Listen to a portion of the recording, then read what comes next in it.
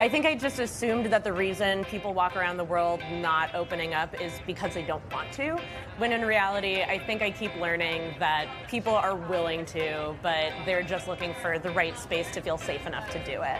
Psychologist Ashley Kersner decided to make the space for it. I started to think of Skip the Small Talk as almost like a vulnerability gym, where you can sort of work on your vulnerability muscles so that the next time you do it, it's not as difficult. We are at an event called Skip the Small Talk, so we will be skipping the small talk. 6 years ago, Ashley, a research assistant at the time, conducted her own social experiment in Boston, wondering what would happen if she brought together people who all opted in to being honest and candid. It was supposed to be a 3-hour-long event. I had to kick people out after 7 hours. It was just so beyond anything I could have ever imagined. What made you interested in this and in getting people to get deeper and explore their vulnerability? What was it that interested you about this line of work? I was actually volunteering at a suicide hotline, and I noticed that regardless of what people were calling in about, that people didn't really feel comfortable talking about the meaningful, difficult stuff with the people they had in their lives. So they were happy to spill their guts to a stranger, but they weren't really open to doing that to their partners, their family, their friends. Since then, Skip the Small Talk turned into a regular event, expanding to about a dozen cities, and has even gone international with a gathering in Paris. Participants arrive knowing no one, then speak with a stranger for 10 minutes before rotating, answering prompts on cards with questions like, in what ways are you different from the person you were 5 years ago, and in what ways are you the same? I like it because it sort of gives you information about somebody's journey. Another one I really like is describe yourself from the perspective of someone who cares about you. That's one where I've definitely seen some teary eyes happen every so often. Tell me about some of the relationships that have blossomed out of Skip the Small Talk.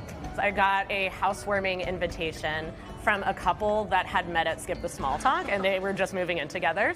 I actually found a roommate through Skip the Small Talk. For participants, the process becomes transformative. I feel very happy that I did this because I got out of my comfort zone and I did something that I don't normally do. And that feeling is invigorating. It feels like I'm being my own person. I think it's amazing that you can just find somebody who looks different from you, who understands what you're going through, and I think people really take that with them. All right, Ashley, you know what? I think we're at that point, so I'm going to ask you, can you describe yourself to me from the perspective of someone who cares about you? I don't know why I wasn't expecting this, but yes, let's do this. Oh boy. Let's do this. Let's do this. I'm in. I'm getting teary-eyed. All right.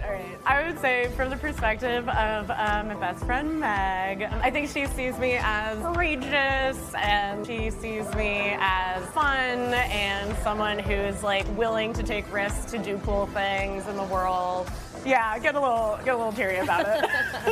Well, she's right. You are doing such cool things in the world. Thank you. This is amazing. Well, Skip the Small Talk also does this for corporations and colleges, and Ashley said that she likes getting to see Gen Z participants react and immediately grasp the impact of something like this. That's a lot of who's showing up, and actually almost every single person in that room that I asked, how'd you hear about this? Guess where? TikTok. Social media. Yeah. But then it's refreshing to sit down in front of someone and have a conversation. And I like the idea at colleges. I remember my first day of college, it was like, say your name and your hobby. I know. This would open up a lot more dialogue. Definitely. Thank you, Savanah. Dive right in right away. You got it. All right, maybe it's coming to a town near you. Hey, thanks for watching. Don't miss the Today Show every weekday at 11 a.m. Eastern, 8 Pacific on our streaming channel, Today All Day.